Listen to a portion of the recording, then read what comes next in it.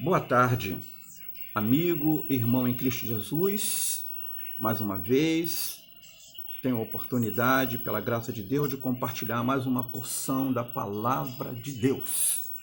Estamos compartilhando todas a Palavra de Deus pela versão Restauração, no Novo Testamento, e as notas do irmão Etinisli, sempre que possível.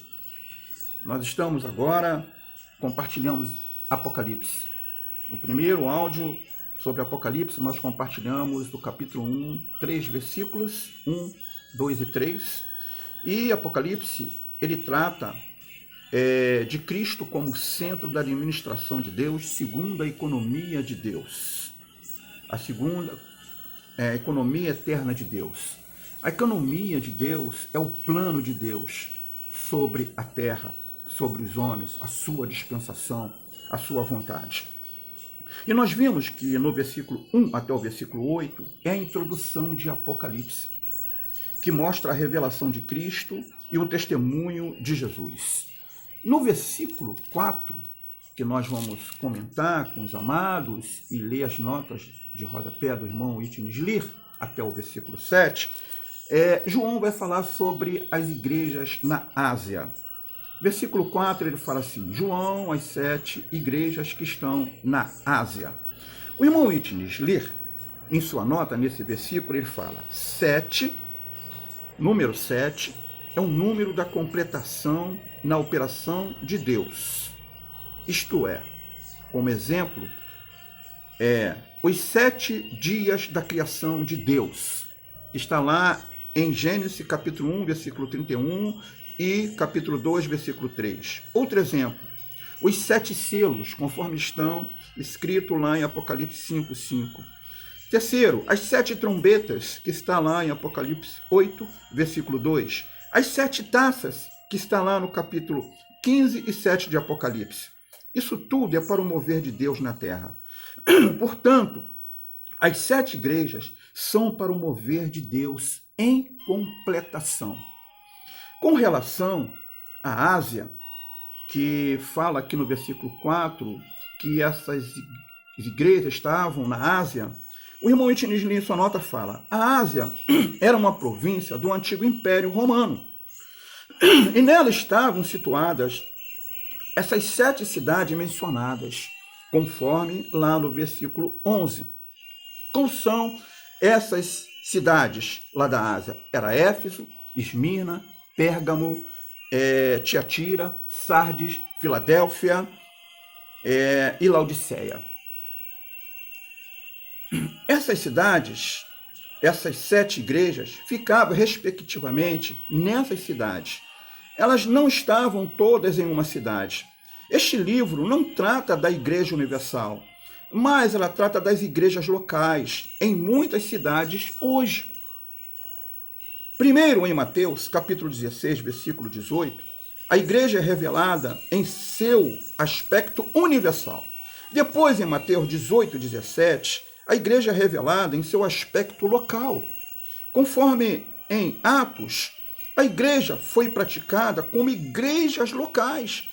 Como exemplo, a igreja em Jerusalém, Atos capítulo 8, versículo 1, a igreja em Antioquia, Atos capítulo 13, versículo 1, a igreja que está em Éfeso, Atos 20, versículo 17, as igrejas nas províncias da Síria e Cilícia, conforme Atos 15, versículo 41. As epístolas foram escritas em igrejas locais, exceto algumas epístolas que foram escritas para alguns indivíduos nessas igrejas locais. Nenhuma epístola foi escrita à Igreja Universal. Sem as igrejas locais, amados, amigos, a Igreja Universal, ela não pode ser real. A Igreja Universal, ela se torna real nas igrejas locais, nos seus procedimentos. Para se conhecer a igreja em seu aspecto universal, nos é preciso conhecer no aspecto local primeiro. Conhecer tal realidade é ter a prática das igrejas locais. É um grande avanço para nós. No que se refere à igreja, O livro de Apocalipse está numa fase avançada. Para conhecer este livro de Apocalipse, temos de progredir do entendimento da Igreja Universal para a realidade e prática das igrejas locais. Porque ele foi escrito às igrejas locais. Somente os que estão nas igrejas locais estão numa posição correta, têm um ângulo certo, têm a perspectiva adequada para ter as visões desse livro. O Deus triuno, ele é expressado em Cristo, conforme o Evangelho de João, capítulo 1, versículo 1 e versículo 14, 1 Timóteo 3,16, Colossenses 2, 29. E Cristo se torna-se real e experimentado como Espírito, conforme o Evangelho de João, capítulo 14, 16, 18, 1 Coríntios, capítulo 15, 45, Filipenses 1, 19. Ele é expressado no seu corpo como igreja, na Igreja Universal, conforme está escrito lá em Efésios, capítulo 1, 22 e 23, 1 Coríntios 12, 12, Efésios, capítulo 4, versículo 4. E a Igreja Universal é expressada nas igrejas locais. Portanto, para conhecer, experimentar Deus, precisamos conhecer, precisamos experimentar Cristo. Para conhecer, experimentar Cristo, precisamos participar da Igreja Universal, mediante o Espírito. E para participar da Igreja Universal, precisamos participar das igrejas locais. Não se pode conhecer a Igreja Universal sem antes conhecê-la no seu aspecto local. Não havendo realidade e prática das igrejas locais, não há progressão. Não tem como entendermos a Igreja Universal. A igreja local é em nossa cidade, onde nós moramos, onde nós temos que testemunhar para ser um com todas as igrejas em todo o universo. O irmão Etienne Lee também fala sobre os 7 espíritos que está aqui no versículo 4. Ele fala daquele que é, que era e que há de vir, e da parte dos 7 espíritos que estão diante do seu trono. O irmão Lee, na sua nota, ele fala: os 7 espíritos são, sem dúvida, o Espírito de Deus, porque são mencionados entre o Deus triuno, conforme nos versículos 4 e versículo 5. Como 7 é o número da completação na operação de Deus, os 7 espíritos devem ser para o mover de Deus na terra. Em essência e existência, o Espírito de Deus é um só. Mas na função intensificada e na obra da operação de Deus, o Espírito de Deus é setuplo. É semelhante ao candelabro de Zacarias, capítulo 4, versículo 2. Em existência, ele é um, mas em função são 7 lâmpadas. Amém? Na época em que este livro foi escrito, a igreja tornara-se totalmente degradada. Era uma época tenebrosa. Portanto, era necessário o Espírito 7 vezes ser intensificado de Deus para o seu mover e para a obra de Deus em toda a terra. O Espírito de Deus é incluído da parte dele. Graça e paz são infundidas às igrejas. Isso também indica a necessidade crucial do Espírito a fim de reagir à degradação da igreja para o mover de Deus. No versículo 5, João fala que o Senhor, ele nos libertou dos nossos pecados. O irmão Etienne Lee fala com relação a esse versículo: ser libertado dos pecados é mais significativo do que ser lavado dos pecados.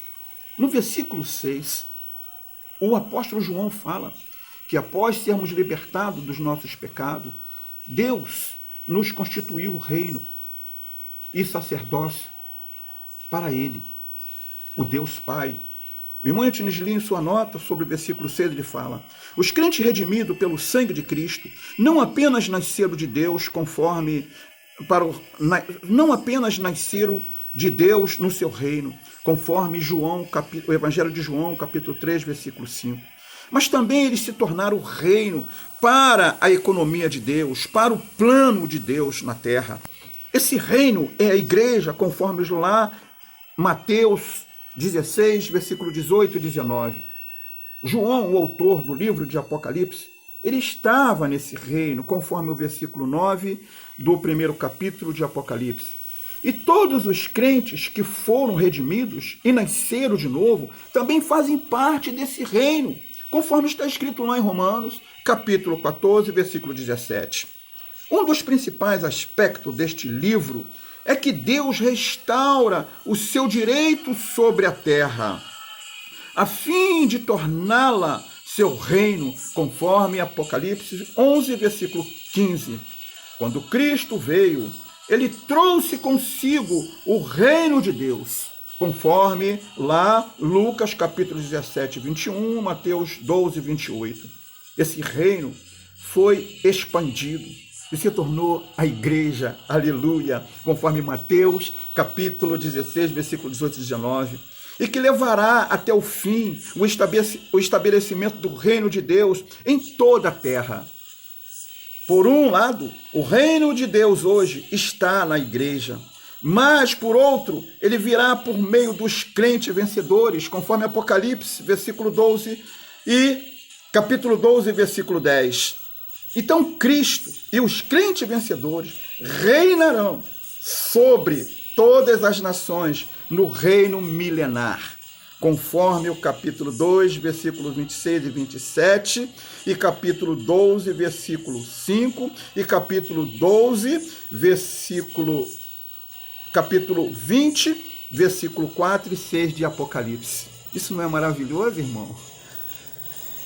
Ainda com relação à nota do irmão Eugênio Lee, no versículo 6, que fala de sacerdotes, o irmão Eugênio Lee fala: a redenção cumprida mediante o sangue de Cristo fez-nos não apenas um reino para Deus, mas também seus sacerdotes, conforme disse Pedro lá na sua primeira carta, capítulo 2, versículo 5. O reino é para o domínio de Deus, enquanto os sacerdotes são para a expressão da imagem de Deus. Esse é o sacerdócio real e régio, 1 Pedro capítulo 2, versículo 9, que é para o cumprimento do propósito original que Deus tinha quando criou o homem, lá em Gênesis capítulo 1, versículo 26 e 28. O sacerdócio é real, é exercido na vida local das igrejas de hoje, conforme Apocalipse 5:10.